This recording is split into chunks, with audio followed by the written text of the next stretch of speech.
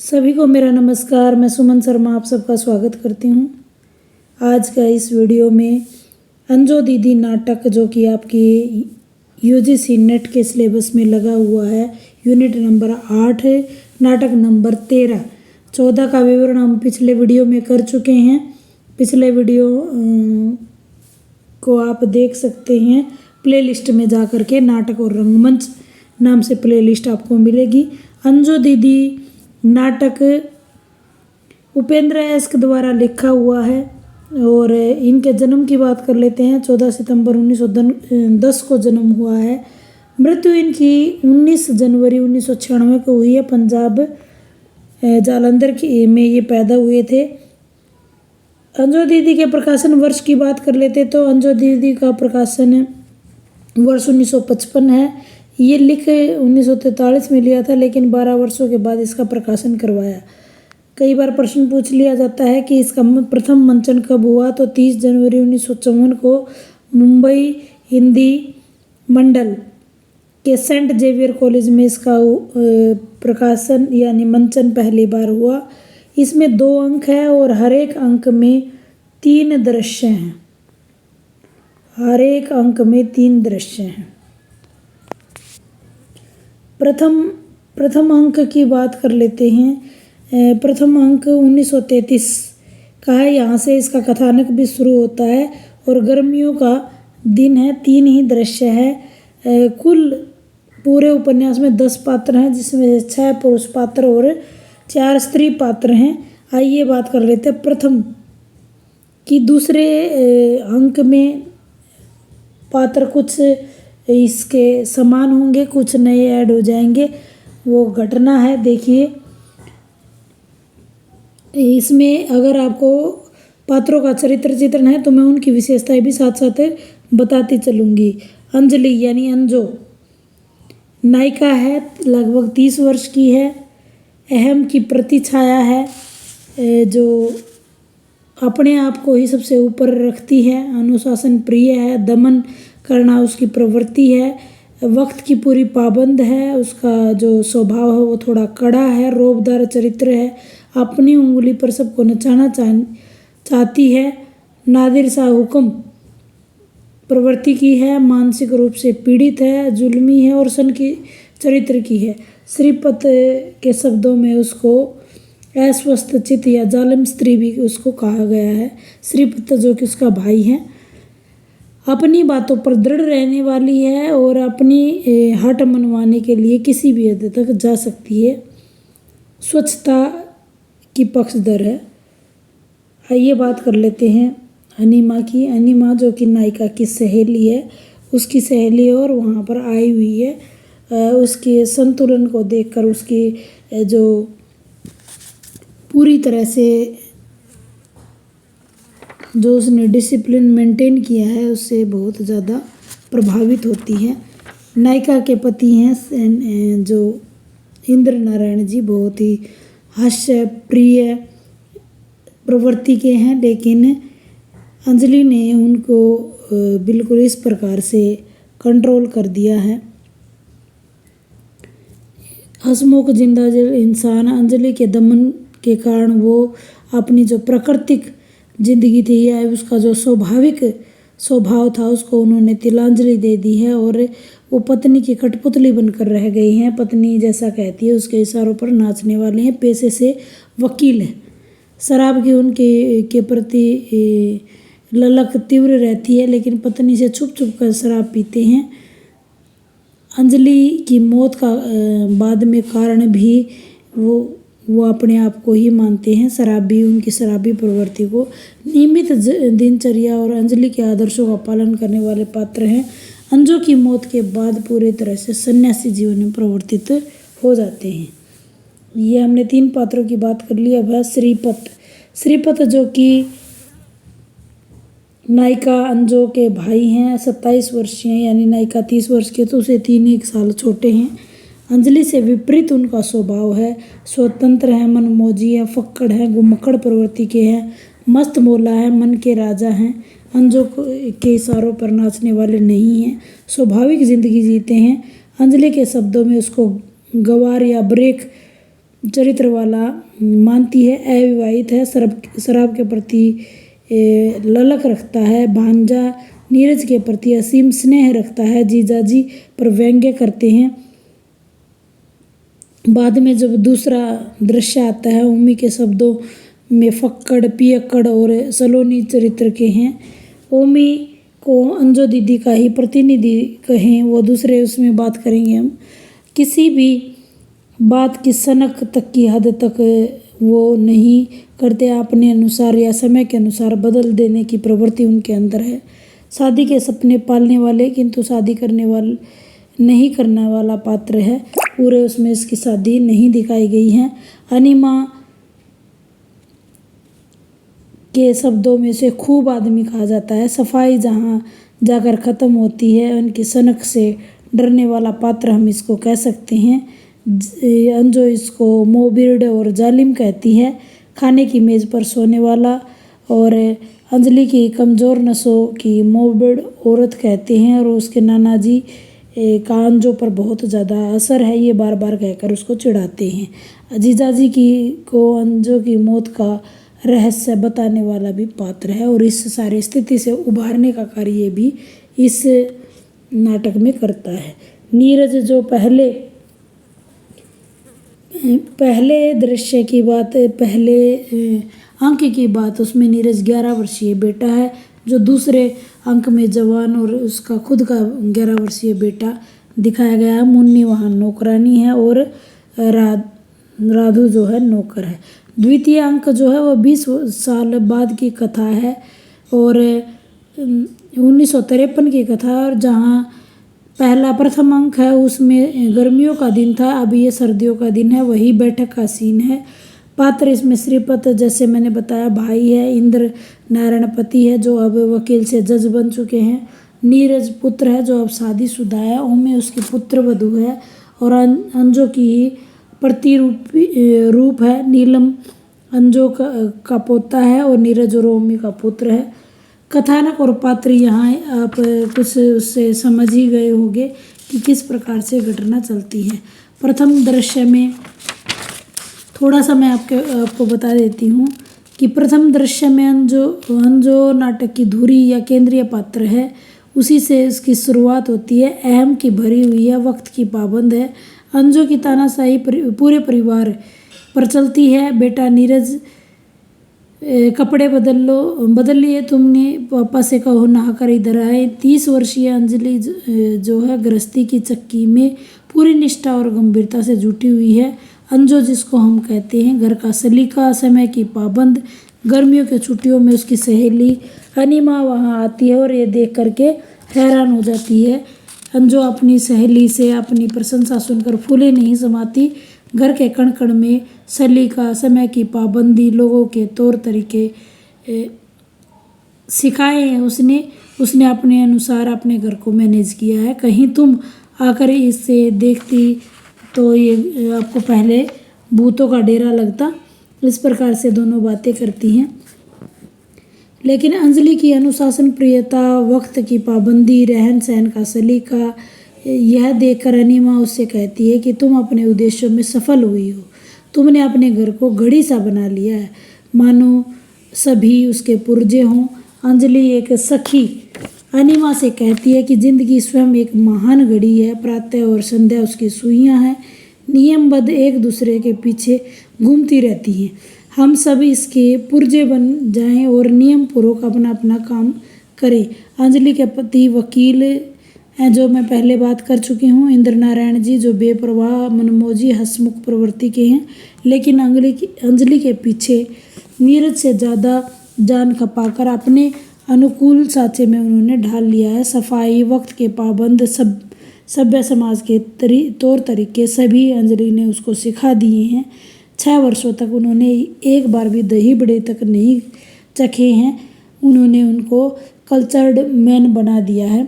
यह एक अन्य पात्र जैसे मैंने बताया श्रीपत, जो कि अंजो का भाई है, इंद्र नारायण का साला है और नीरज का मामा है। उसका अंजो दीदी का सिक्का जो है पति, पुत्र और नौकरों पर ज़्यादा चलता है। उसके भाई पर बिल्कुल भी नहीं चलता है, क्योंकि वो घुमक्कड़, मनमौजी, मस्त और अपने मन की करने वाले व्यक्ति हैं।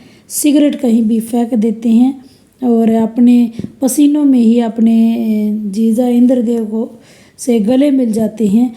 और इसी बात को देखकर जो अंजलि है वो नागवार होती है और वो कहती है कि नहाने का हुक्म अपने पति को देती है। बार बार वो श्रीपत जो है अपने जीजाजी को कहते हैं कि ये तो मेरे नाना जी के प्रभाव में है और सारी की सारी चीज़ें अपनी सनक में करवाती रहती है। हट्टी किस्म के उसको बताते हैं कि सभी जो है मशीन की तरह थोड़ी ना जो तुम्हारे इशारों पर चलेंगे। अंजलि को ये सब बिल्कुल भी पसंद नहीं आता, लेकिन भाई से प्रेम भी करती है, इसलिए वो कुछ नहीं बोलती है। अब दूसरा जो प्रथम अंक घड़ी में 12 बज रहे हैं, यहीं पर समाप्त हो जाता। तीसरे अंक में वो मेज़ पर सोया होता है। तीसरा दृश्य की बात कर रहे हैं। तीसरे दृश्य में सोया होता है। श्रीपत की ही विशेषताओं के बारे में बताया गया है। बार बार वो कहती है कि श्रीपत ब्रेक है, ब्रेक, मेरे घर में ब्रेक का क्या काम, मेरा घर तो घड़ी की तरह लगातार सांझ सवेरे चलेगा, घड़ी की सुई की तरह टिक टिक टिक टिक, कोई चीज़ नियम को तोड़ न सकेगी। अचानक घड़ी की टिक टिक बंद होने पर वह नौकर रघु से कहती है, रघु घड़ी टूट गई है, शायद इसमें मैंने ज़्यादा चाबी भर दी है। ऐसे द्वितीय अंक शुरू होता है। दृश्य है 1933 के 20 साल बाद का, जैसा मैंने आपको पहले बताया 20 साल बाद का है। और 20 साल बाद में ये जो पात्र हैं वो और ऐड हो जाते हैं। जैसे नीरज की शादी हो जाती है, ओमी पुत्र वधू है और अपनी ही सास के सारे उनको देख पाती है। अंजू दीदी की मृत्यु हो जाती है। मृत्यु का रहस्य वहाँ श्रीपत के सामने उगलती है, क्योंकि पूरा का पूरा 5 वर्षों से ऐसा बताया जाता है, 5 वर्षों से उनके घर में कोई भी हंसा नहीं है। वो अपने जो इंद्र नारायण जी हैं वो अब जज बन चुके हैं। उन्होंने अपने आप को सन्यासी जैसा जीवन व्यतीत कर लिया है। वही अनिमा वहाँ आती है और देखती है कि पूरे घर में सन्नाटा सा छाया हुआ है। सारी घड़ी जो है वो पुराना कैलेंडर टंगा हुआ है और घड़ी भी रुकी हुई घड़ी दिखाई दे रही है। उसे लगता है ये अंजू का घर तो नहीं है, लेकिन उसे ओमी के बताने से पता चलता है कि जो उसके ससुर हैं, उसके जो पापा हैं, वो मम्मी को अचानक उनकी शराब पीने से दिल का दौरा आया। और दिल के दौरे से नहीं, वो जब बार बार शराब पीने के लिए मना कर देते हैं कि मैं अब की बार शराब नहीं पीऊँगा, और फिर भी छुप छुप के शराब पीते हैं। इसी हट के कारण ये शराब छोड़ नहीं रहे हैं और अंजू को ये पसंद नहीं है, इसलिए उन्होंने जहर खाकर अपने मृत्यु को गले से लगा लिया। ये सारी बातें उसे सुनाई देती हैं और इस प्रकार से जो स्थिति है वो और भी दुखदायक बनती नज़र आती है। श्रीपत का वहाँ फिर से आगमन होता है और पहले से ही ओमी की धारणा जो बनी हुई है उसी रूप में वो उसको देखती है। लेकिन श्रीपत इस अंजू के तिलिस्म को जल्दी टूट जाना ही बेहतर मानते हैं। वो कहते हैं कोई जीजाजी कोई जीवन जी रहे हैं, वो तो आज भी अंजू के अनुसार ही जीवन व्यतीत कर रही हैं। वो मोबिड थी, जालिम थी, मेरे नाना जी भी मोबिड और जालिम थे। घड़ी की तरह चलना उन्हें पसंद था। वो दूसरों पर अपनी बातें थोपते थे। घड़ी मशीन है, लेकिन इंसान मशीन नहीं है। इंसान का मशीन बन जाना सनक का ही दूसरा नाम है। अंजू यदि इसे समझती तो जीजाजी को चोरी से शराब पीने की ज़रूरत ही नहीं पड़ती। और इस कमरे को 5 वर्ष से जिसने अभी तक जिस कमरे में जोर से कोई हंसा नहीं है, जोर से कोई बोला नहीं है, 5 वर्ष से सिगरेट और शराब की एक घूंट तक किसी ने पी नहीं है। 5 वर्ष से यह अंजो का ही सनक पालता रहा है। आज अंजो का सनक, उसका जुल्म, उसका तिलिस्म तोड़ना जरूरी है ताकि घर के लोग स्वाभाविक रूप से अपनी ज़िंदगी जी सके। नीलम चाहे, जो अंजो का पोता है, सिटी मजिस्ट्रेट बने, खेले, मजिस्ट्रेट छोड़कर वो क्रिकेट खेले, या वो IAS अधिकारी बने, क्रिकेट का कप्तान बने, या कवि बने, उसका जी चाहे जो वो बने। जीजा जी चाहें तो एक आध पैग पिए या एक आध शाम को वो ऐसे ही गुजार लें। इसलिए उन्होंने इस तिलिस्म को तोड़ा है। सारी कथानक पात्र योजना आपको समझ आ गई होगी। इंद्रदेव जी अंजो के चित्र को देखते हुए संबोधित करते हुए कहते हैं कि जरा सी गलती पर अपनी सनक से 5 बरस रेगिस्तान बना डाले अंजो। तूने मरने के बाद भी तेरा जादू इसी घर में जारी है। श्रीपत ठीक कहता है, यह जादू टूटना जरूरी है। इस घर में घड़ी की तरह नहीं, इंसानों की तरह लोगों को जीना चाहिए। तुम सभी लोग पियो, मौज करो, इस कमरे का जादू तोड़ो, हंसो, शोर मचाओ और जियो, लेकिन मुझे मेरे हाल पर छोड़ दो। मेरी शराब पीने की इसी आदत के कारण उसने अपनी जान दी। जाने मेरी जिंदगी के कितने दिन बाकी हैं, क्यों इस चंद दिनों के लिए मैं उसकी आत्मा को फिर से कष्ट दूं। ऐसे ही इस नाटक का अंत हो जाता है। पात्र योजना आपने देखी ली। अंजलि, अनिमा, मुन्नी, नीरज, इंद्र नारायण, श्रीपत और रघु ये 7 प्रथम अंक के हैं। ओमी, अनिमा, रघु, नीलम, नीरज, नज़ीर, श्रीपत और इंद्र नारायण ये द्वितीय अंक के पात्र हैं। संवाद योजना की अब अगर बात करें तो संवाद योजना अत्यंत पठनीय, सफल और सरस इसकी है। संवाद जो है बहुत ही संक्षिप्त, चुस्त, पैने, गंभीर हमें देखने को मिलते हैं।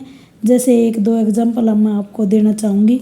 आपको श्रीपत बोलता है नारायण जी, इंद्र नारायण जी से, आपको मालूम नहीं अंजो कितनी मोमिड थी, अपने हक को पूरा करने के लिए कुछ भी कर सकती है। अंजलि कहती है, नाना जी कहा करते थे श्रीपत तो ब्रेक है, ब्रेक। इस प्रकार छोटे छोटे श्रीपत अनिमा से कहते हैं, अंजो का तिलिस्म जितनी जल्दी टूट जाए अच्छा है। यह कोई जीवन जी रहे हैं जीजा जी। अगर देशकाल की बात करें तो देशकाल की दृष्टि से यह एक सफल नाटक कहा जा सकता है। प्रथम अंक में देश दिल्ली का अंजलि के बंगले की बैठक व खाने का कमरा है। 20 साल बाद भी वही कमरा और वही बैठक है। वही पुराना कैलेंडर लटक रहा है। सामने दीवार पर बंद घड़ी नज़र आ रही है। जब 1933 में गर्मियों का दिन था, लेकिन 20 वर्षों के बाद सर्दी का दिन इसमें दिखाया गया है। आंतरिक और बाह्य वातावरण का सुंदर और यथार्थ वर्णन किया गया है।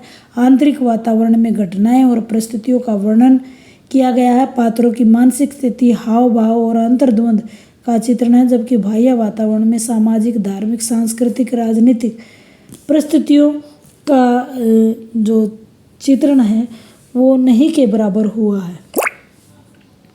आइए भाषा शैली की बात कर लेते हैं। अंजो दीदी की भाषा अभिनय की दृष्टि से ये एक सफल नाटक है। इसकी भाषा का बड़ा हाथ है क्योंकि भाषा बहुत ही बोधगम्य है। शुद्ध परिनिष्ठित खड़ी बोली का प्रयोग है। सरल, सहज, स्वाभाविक भाषा, प्रभावपूर्ण, रोचक और नाटकीय भाषा का प्रयोग हम इसको कह सकते हैं। प्रसंगानुकूल व पात्रानुकूल, कहीं कहीं भाषा में व्यंग्य का गुण है। संक्षिप्त वाक्य संगठन है। कलात्मकता, बंधे बंधाए वाक्य, अंग्रेजी शब्दों का भी भरपूर प्रयोग आपको देखने को मिलता है। कहीं भी भाषा में कृत्रिमता, आडंबर या बनावटीपन के दर्शन नहीं होते। नाटकीयता, प्रभावपूर्ण और रोचक नाट्यकृति हम इसको कह सकते हैं। अर्थ की गंभीरता लिए हुए है। श्रीपत की भाषा व्यंग्यात्मक है। कलात्मकता, बिंदु चिन्हों का प्रयोग, अंग्रेजी के शब्दों का भरपूर प्रयोग इसमें देखने की इसकी एक अन्य विशेषता हम इसको कह सकते हैं। उद्देश्य या संदेश की बात करें तो अंजो दीदी नाट्यकृति में नाटककार उपेंद्र एस जी ने एक स्त्री अंजलि के माध्यम से उसके अहम, उसकी अनुशासन प्रियता, दमन, उसका सबसे ऊपर बने रहना, अपनी बात को मनवाना, पारिवारिक जीवन को तहस नहस करने की एक मनोवैज्ञानिक धरातल अयस्क जी ने इसके माध्यम से प्रकाशित करने की कोशिश की है।